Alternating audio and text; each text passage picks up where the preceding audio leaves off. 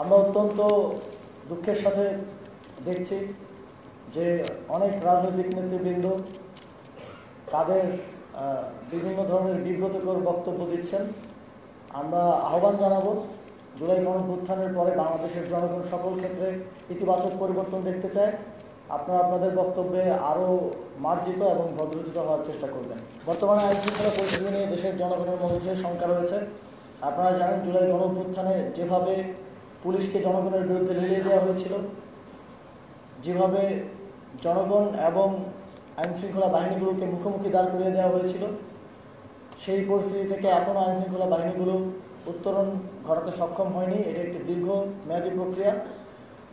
তবে আইনশৃঙ্খলা বাহিনীকে জনগণের নিরাপত্তা নিশ্চিতে আরও সক্রিয়ভাবে কাজ করার আহ্বান জানাবো এবং স্থানীয় সরকার বিভাগের সকল পর্যায়ের প্রতিষ্ঠানগুলোকে আহ্বান জানাবো, আপনারা আইনশৃঙ্খলা বাহিনী এবং জনগণকে সাথে নিয়ে যে ধরনের আইনশৃঙ্খলা পরিস্থিতি তৈরি হয়েছে, জনগণের মধ্যে শঙ্কা তৈরি হয়েছে, তা দূরীভূত করতে যথাযথ পদক্ষেপ নেবেন। স্থানীয় সরকারকে শক্তিশালী করার আমাদের যে সাংবিধানিক অঙ্গীকার, সেই অঙ্গীকার বাস্তবায়নের লক্ষ্যে স্থানীয় সরকার বিভাগ এবং মন্ত্রণালয় কাজ করে যাচ্ছে।